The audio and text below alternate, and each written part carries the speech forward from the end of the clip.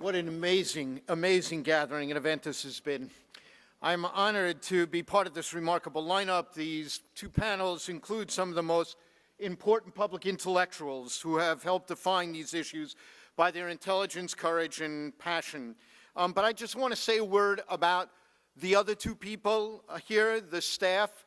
Martin Raffel is one of America's most gifted Jewish public servants, and his behind-the-scenes use of his wisdom and skills has benefited Israel's security and well-being in countless ways. At the earliest session was moderated by William Daroff, who is so effective and so respected in what he does on behalf of all of us in the nation's capital as a gift to us all, that he may be American Jewry's most prolific tweeter makes him a phenomenon. That he is such a mensch is a source of pleasure for me. Combine that with the extraordinary staff of your Federation and CRC, the others who not only put together this remarkable day, but do so much for the Jewish people day in and day out. Join me for a second in thanking all of them.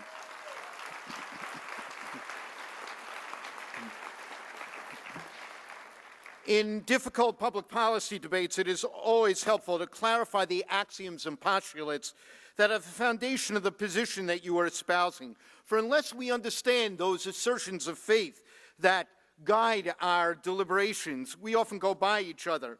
I'll address my topic by doing just that.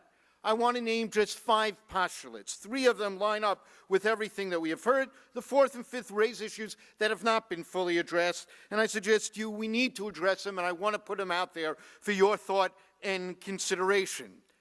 Postulate 1, that Israel's enemies are real. And among the Arab and Muslim countries are those who believe that if they could militarily destroy Israel today, they would not hesitate to do so. And only Israel's strength, enhanced by American support, stands in the way of that happening. Postulate 2, we must clarify to the world that racism is at stake in this debate. Israel's enemies may not be able to destroy it militarily. They seek other ways to do it.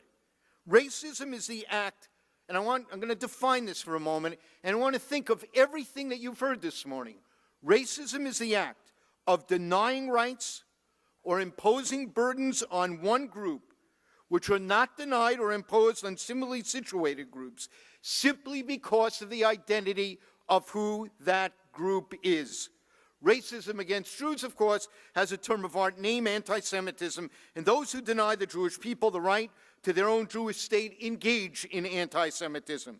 And what you have heard here this morning of those who try to delegitimize it by making the analogy with apartheid, and by the way, let's just say this straight on. When people call Israel Nazis, when people call Israel an apartheid state, it is not only offensive to Israel and an absolute abrogation of the truth, it also diminishes the meaning of what Nazism and the Holocaust was about and what apartheid was about. And all those who fought fascism and all those who fought apartheid ought to be the first to rise up and denounce that use of those words.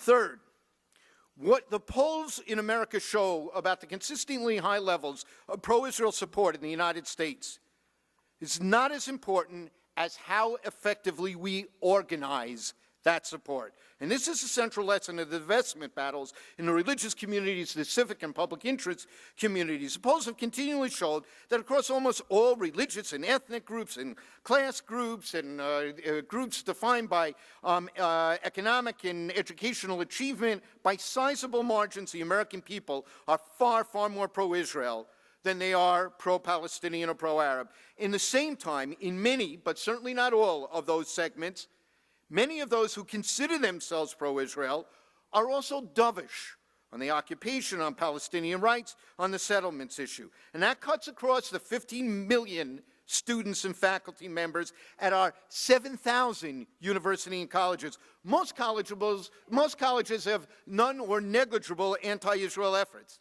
It cuts across the religious communities in America, including the Presbyterians, the Lutherans, the Methodists, the United Church of Christ, the Episcopalians, most of the denominations with whom we've had delegitimization, investment, scares, or battles. It cuts across local governments and labor unions, civic organizations.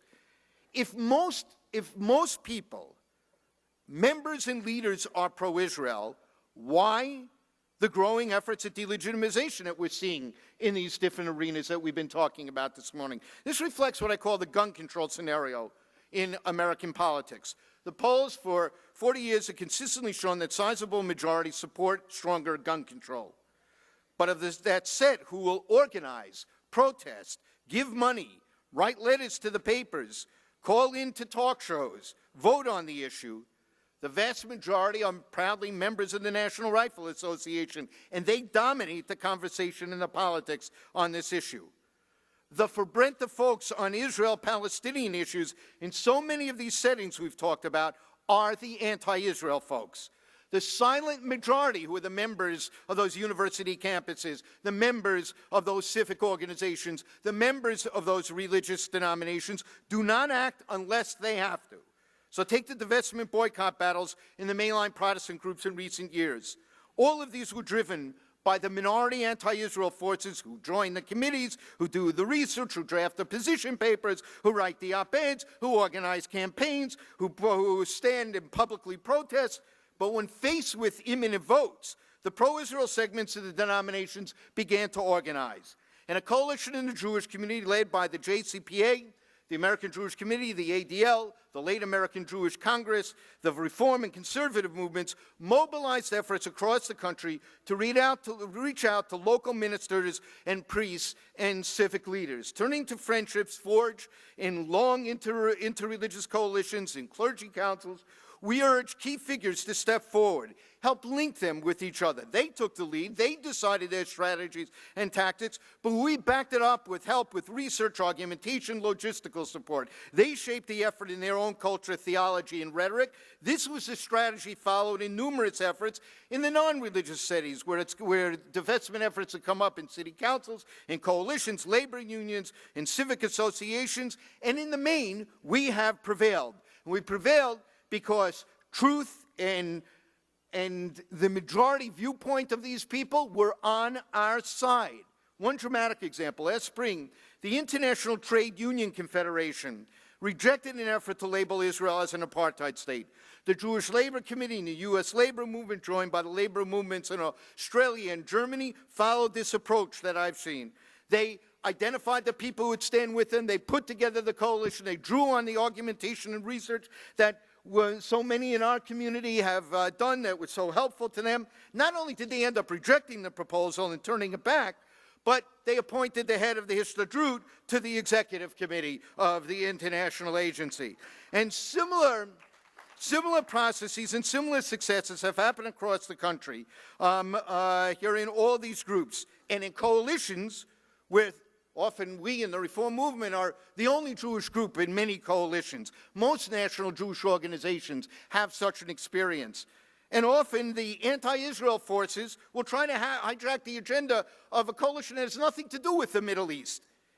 And they need to be beaten back. All it takes is for us to be there, for others to know they've got to step up to the plate, where otherwise they might not do it. And in every case, there is one or more key Jewish groups present with close connections to key figures in these groups who have influence and access and can motivate and support and assist the pro-Israel efforts that almost always lead to defeating the efforts of the anti-Israel forces. So here's the irony. Before these divestment battles began, we had no organized pro-Israel networks in these denominations or organizations.